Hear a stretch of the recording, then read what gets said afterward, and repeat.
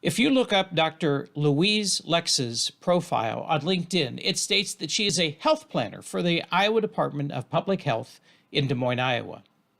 In describing her work, she writes, I provide assistance to counties in developing their community health needs assessments and health improvement plans, and am responsible for helping to develop Healthy Iowans, Iowa's health improvement plan.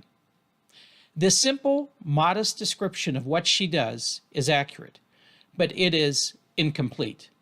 There is so much more to know about Louise Lex. For example, Louise has been a health planner since 1984. That is nearly 38 years. Prior to that, she worked with the Iowa Commission on the Status of Women for nearly 6 years and with Iowa State University for another 6 years. If you are doing the math, you know her career in public service spans nearly 50 years. But wait, there's more. She started the first of these three positions when she was 42 years old. Today, at the age of 92, Louise is still a health planner with the state of Iowa, still works every day, and is the oldest employee in Iowa state government. This is why this interview is titled The Mission of a Lifetime. 6 years ago, at the age of 86, Louise predicted she'd still be doing this work at age 100. I can believe it. However, her age, vitality, and commitment are only part of her story. She is a passionate public health civil servant who has worked with both Republican and Democratic governors and administrations to safeguard the health of Iowans, even in the midst of the COVID-19 pandemic. In a 2016 interview for her union, the American Federation of State, County, and Municipal Employees, also known as AFSCME, Louise described why she has chosen public service as a career. She said, I want to be able to do something of value in government work. It's an ability to be able to help people. It's more than just the job. That's what makes me passionate about working as a public servant. Earlier this year, Louise was nominated by a colleague for the Des Moines Magazine's Sages Over 70 Award. One of the things written about Louise caught my eye because it is what makes her a change maker. Her nominator, Randy Mayer, wrote, Louise was an early adopter of the notion that social and environmental determinants of health play a most important role in influencing the health of populations. She also grasps that these social and environmental determinants are in turn affected by political determinants. That is, our policymakers and legislators have strong roles in affecting the conditions that improve or demote health. Just watch, he writes, her in action at the governor's press conference last April, and you'll see how influential, energetic, and enthusiastic she can be on this topic. She has no qualms about speaking truth to power, but she does it in a way that engages and captivates her audience. In this conversation, you get to meet my friend Louise Lex as we talk about what inspired her to a life of public service, what it takes to ensure community health in the midst of a pandemic, and what she has learned along the way about navigating the arc of change over time. Thanks for joining us. I'm glad you're here, and remember, keep changing forward.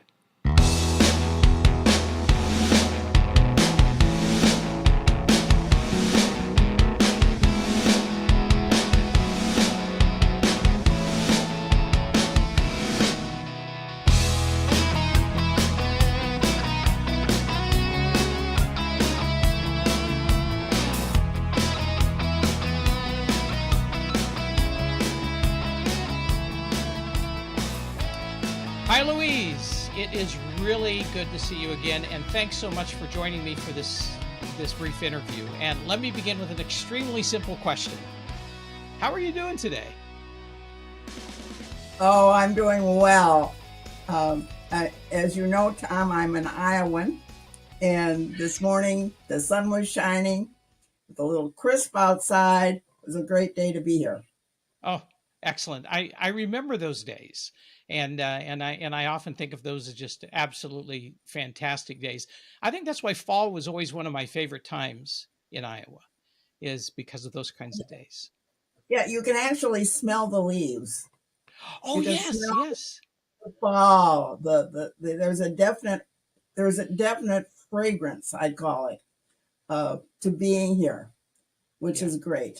When the yeah. hogs aren't out, when we don't have trouble with the hogs, of course, which Yes, is yeah. embarrassing to say, but there is a problem there too.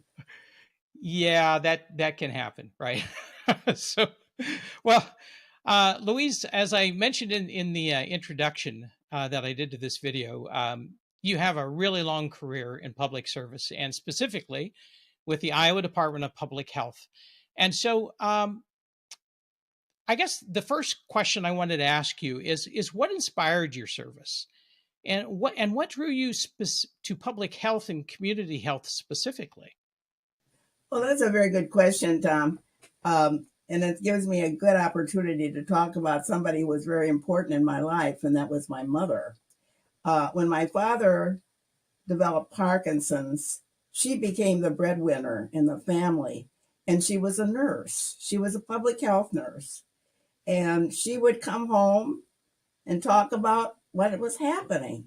So I felt almost that public health was something I had been literally born into because these were stories. Sometimes she would even bring children home to stay with us overnight when they couldn't find a place.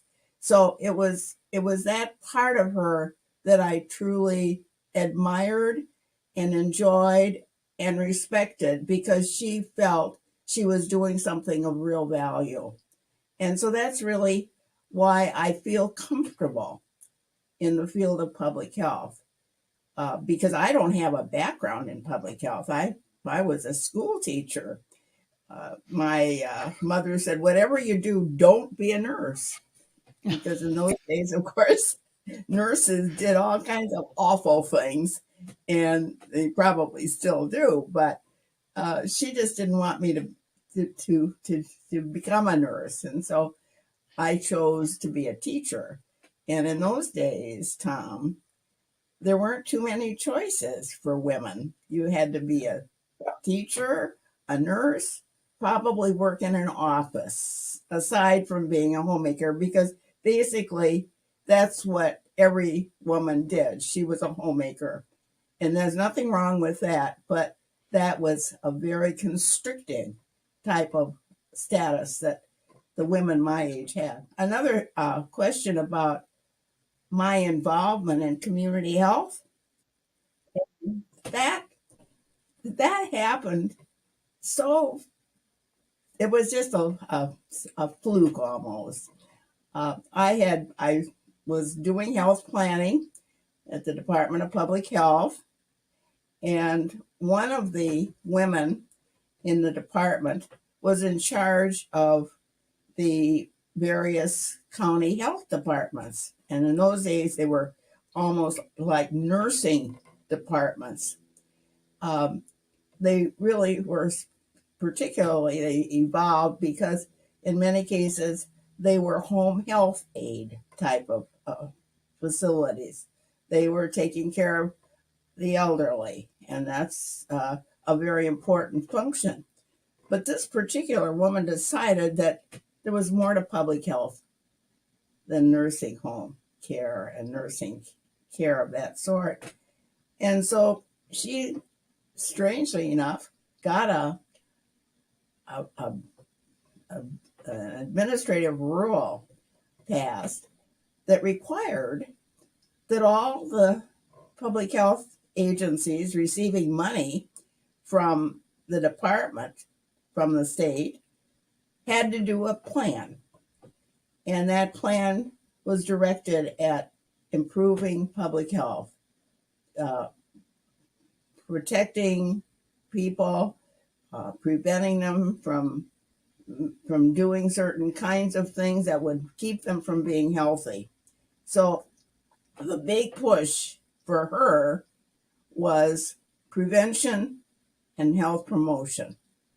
Well, we were the first state in the country to really pay that much attention to what was happening.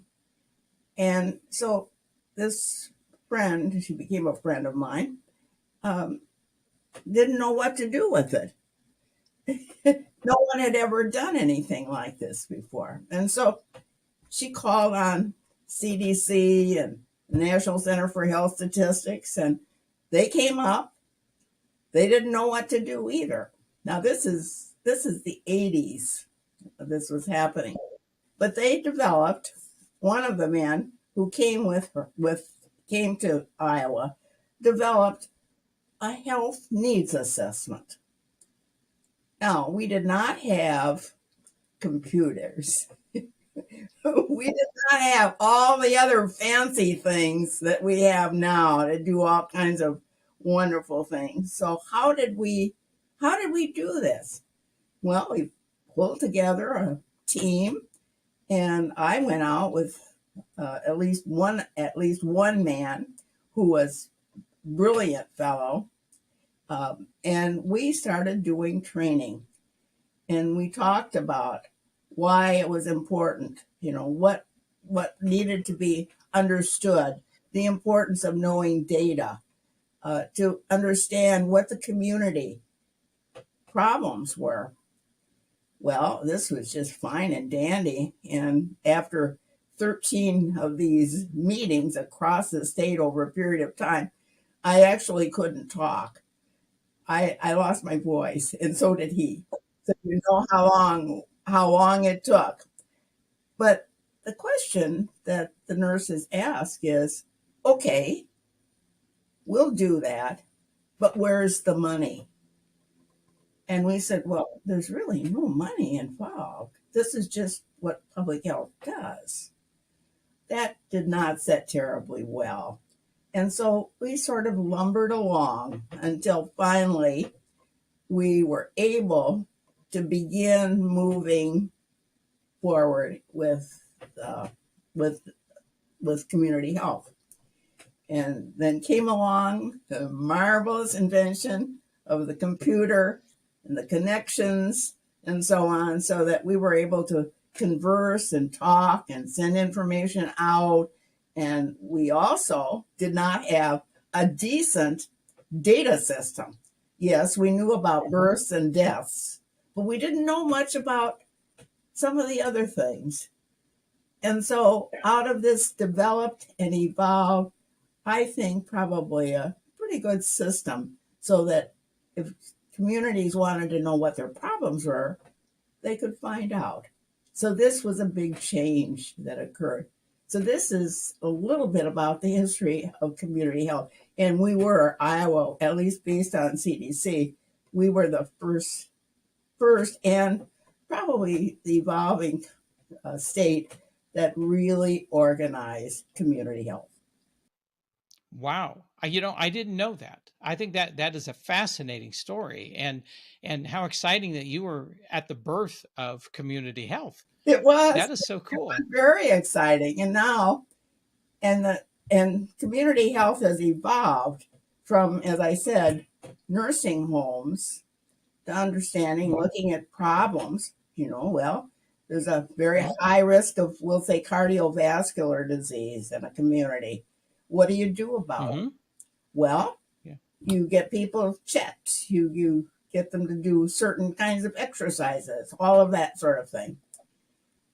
We are now evolving into another stage, and it's taken on, I think, pretty strongly, and it's called social determinants of health, Mm-hmm. SDOH, or health equity in some ways, and that leads to another thing. But the whole notion that people don't get diabetes simply because they get diabetes. They get diabetes maybe because they don't have enough opportunity for decent food. They may not be earning enough money to buy things. There are just so many contributors. And even when you look at housing as having a big impact, so that what we're seeing is that we're now looking at what we call upstream problems, so that we can Mm-hmm. make that community a healthy community where people can live and they can breathe wonderful air. They can find decent jobs. They don't have problems with housing. All of those things that lead to eventually improving people's health. So that's where we're right now. And it's a tough move to be made, but it's happening all over the country. And what we're seeing is that the social determinants of health, once we attack them, once we look at them, we will be able to bring about health equity. And I know you probably are going to ask a question about COVID, but our COVID problem, our pandemic, has unearthed so many inequities among Yeah. our people. And I think it was probably as if it had ripped off the covers of our culture that, yes, indeed, we're seeing many people that are having more problems because of those contributing factors that I mentioned.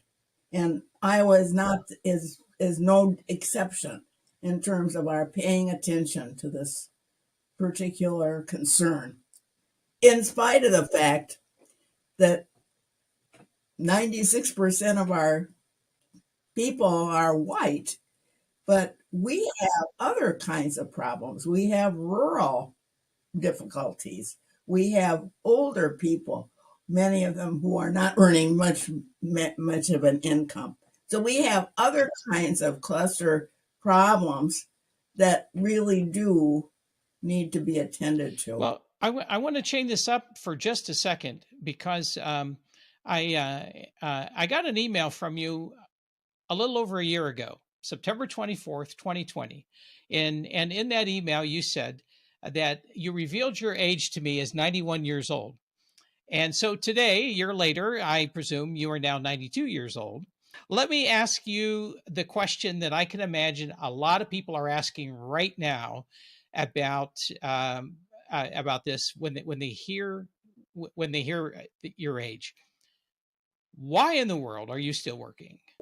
You're right. There are a lot of people wondering why on earth I am still working. And I think, I don't know if you remember Catherine Graham, who was the publisher and president of the Washington Post at the time of the huge Watergate scandal. And she was asked that question as well. And she said, I love what I do. I feel I'm making a contribution and it's fun. And yes, I do things that aren't fun, but overall, there's a great deal of pleasure in seeing things happen. And I think that's probably what drives me. Related to that, uh, if someone were to approach you, like say my age, and I'll be 68 at my next birthday, right? And so I'm of retirement age, and and have thought, when is that going to happen for me? What advice or counsel can you give someone like me who would like to continue in their career past the usual retirement age? Well, the first thing I'd say is don't pay so much attention to the clock. Traditionally, people have retired at a certain age, 65. Now it's a little older than that. But basically, that time was set by a guy by the name of Otto von Bismarck in Germany and Prussia when they established the Social Security system. And he was asked, what time should we have it? And I think he chose it because most people were dead at that time. So they didn't really have to dish out too many Social Security checks. But that was the beginning of that 65. And I think people think of that particular time as this is the time that I need to retire. And I think our culture is changing now. People are more interested in maybe looking at a second job, looking at maybe even continuing the job at my age, or realizing that maybe there's some things that you don't want to do in your job, but your supervisor or boss says, how about doing something else? So the notion is that we become a lot more flexible, I think, with that time clock. And I believe that one of the reasons that I personally enjoy working, and that is I can work with young people and young professionals. And I think some of what keeps me alive is just the joy of seeing them grow and develop. Jane Goodall has a book out now on hope. And Time Magazine did an interview and they were asked why, in this period of, so much trouble with environment, so many different challenges that we have, why is she hopeful? Well, she ticked off a couple of things, but the one thing that she really emphasized was young people. The fact that she believes that the young people have the capacity to bring about what you call tenacious change, and they believe in it. And they are the environmentalists. There are many of them, the people in public health, all of these things. So I feel Jane Goodall's got a point, and at least I personally have experienced that, and I love it. A couple of minutes ago we were talking about the pandemic a little bit, and so I do want to touch base on that again because I'm sure that you have seen a lot of folks out in Iowa that, like out here on the East Coast, they are just sick and tired of the pandemic. And it's, just the idea of living through all of this is just so exhausting for so many people. What more would you like to be able to do to ensure the health and safety, not only of Iowans, but all Americans from COVID-19 and its variants? What do we need to be doing that we aren't doing? Well, one of the things that we need to be doing is funding public health. When you look at the total amount of money that's put into the whole field of health, it's really health care. It's the whole notion that if you get sick, you go to the doctor, you get fixed, you get a pill, you get an operation, and that's it. And public health isn't it? That's not it. Public health is a lot longer. And in many cases, it's not even obvious what public health does. In fact, one of the Surgeon Generals often said that public health is the most effective when there's no outbreak, when there's no problem. And sometimes when there's no problem, people don't pay attention. And I think this may be, but I would hope that a result of the COVID is that people recognize they have to beef up their public health organizations financially, training, all of this kind of thing. And we're seeing a lot of across the country, public health people are retiring, they're quitting. It's exhausting. And they want to do something that maybe is a lot less strenuous, because it's strenuous work. Some of these people, at least in our counties, are working 60 hours a week trying to do the job, and that's not right. And so I think that's would be my answer to your question. Well, it's a difficult time. That it really is, and has been. It's been so exhausting for people overall, but I can only imagine what it's been like for um, not only the healthcare workers but the public health people that are doing everything they can to get people vaccinated, to get them to take just the most rudimentary steps in protecting themselves. There's also this whole notion of, well, it's really not a problem. You know, it's it really, just don't pay any attention, ignore it. There's so many things that are standing in the way of people taking care of themselves. And that's very hard too for public health to say, wear masks. Who wants to wear a mask, for God's sake?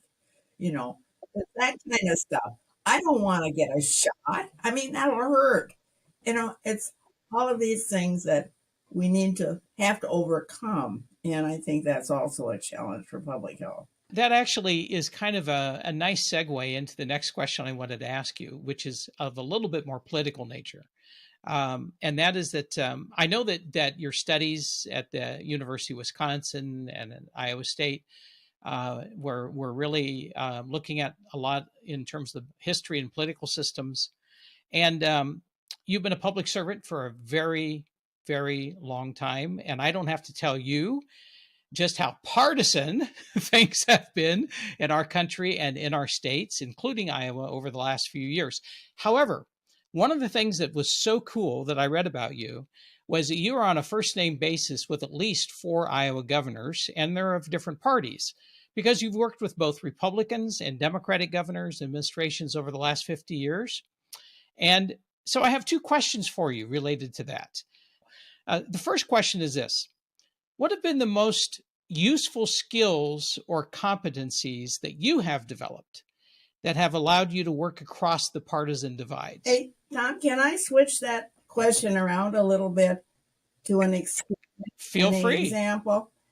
I think that example deals with you.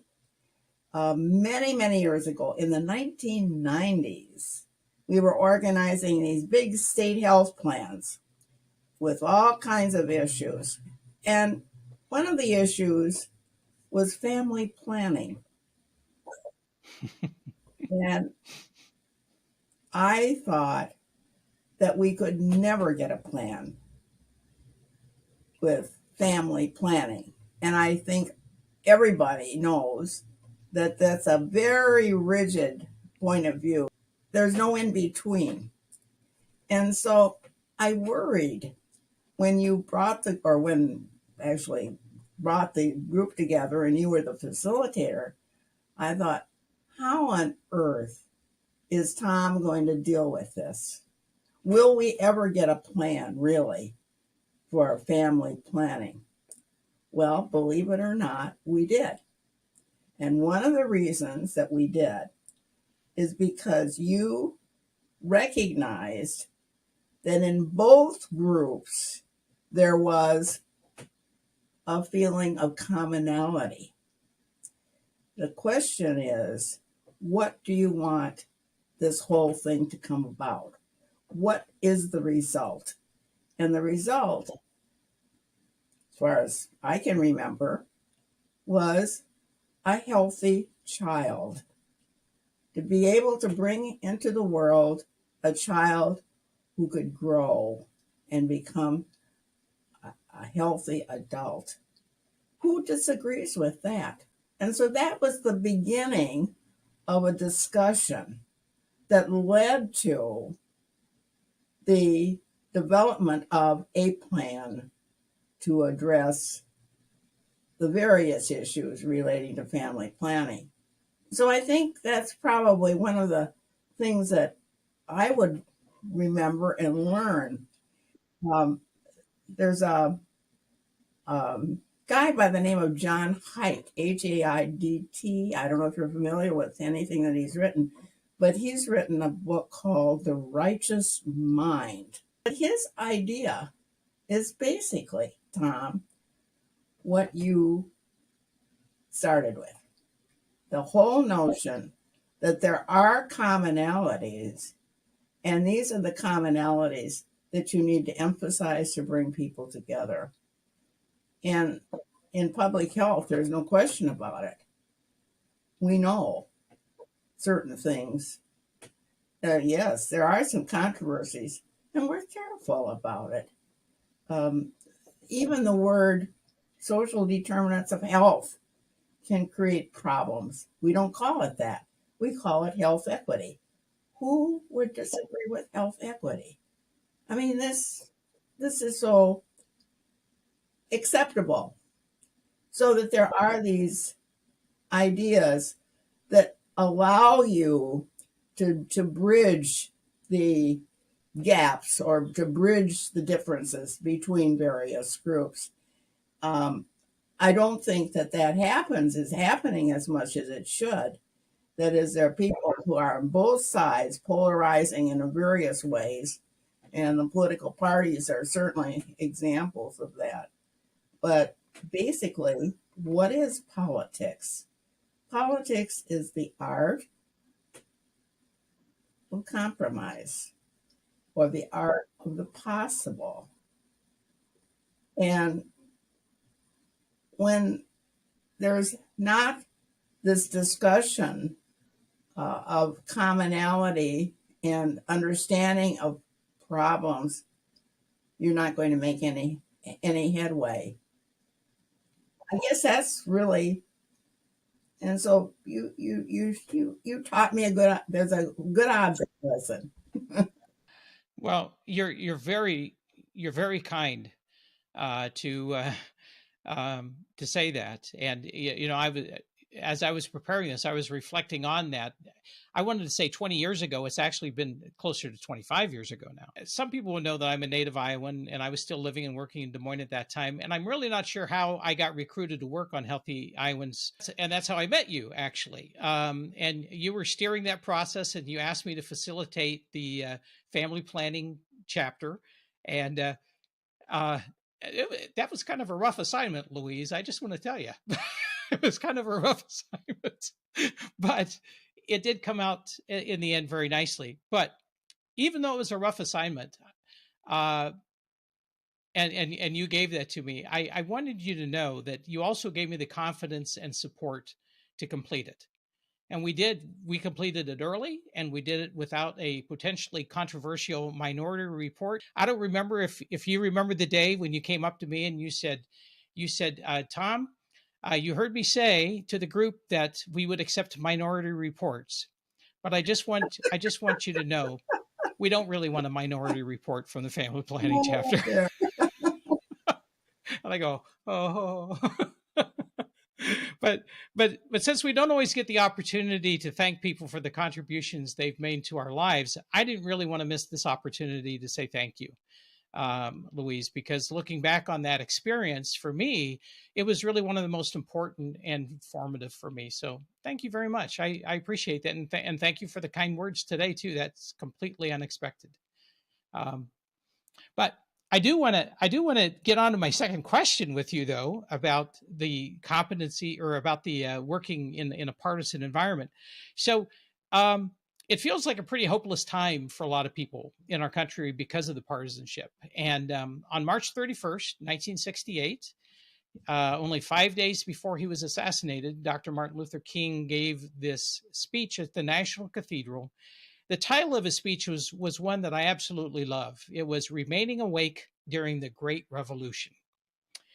And in that speech, he said these words, which have really become quite famous: We shall overcome because the arc of the moral universe is long, but it bends toward justice.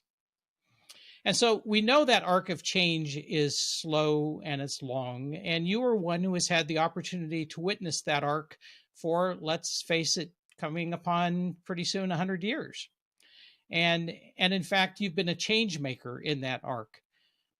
What have you seen and experienced in that time that should give us a sense of hope? The fact that we've been able to solve some of the problems and move on. And I believe, and by the way, I have that quotation on my office, the one about the slowness of it, because it is. Yeah. And I guess it's just a matter of being patient. But I also believe that it's the young people. They're more open, and I think that that's a big source of confidence that I have, that these things are happening in spite of the resistance and the pull back. The hope many times lies in those that are coming behind us. And there's I'm sure you've heard this phrase about, you stand on the shoulders of giants. And and and when we are at this stage of life, we're hoping that people are willing to stand on our shoulders, and that they may see us as worthy of standing on our shoulders, and reaching a little bit higher and a little bit further for the greater good. And uh, and so I think you're speaking into that confidence and knowing that there are people that are standing on your shoulders. I think that's pretty cool. So, Louise, before we wrap this up, is there anything else I should be asking you about? Well, I think we've covered a lot of territory, lots of territory. I hope that it will be beneficial to those people who decide they want to listen to what we both have to say. I think it will be. What I'm taking away is a whole new appreciation for the roots of community health, and also a whole new appreciation for a generally optimistic outlook.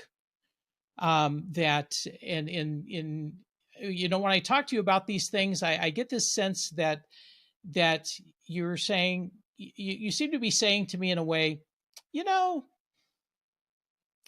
it's all just kind of a flow.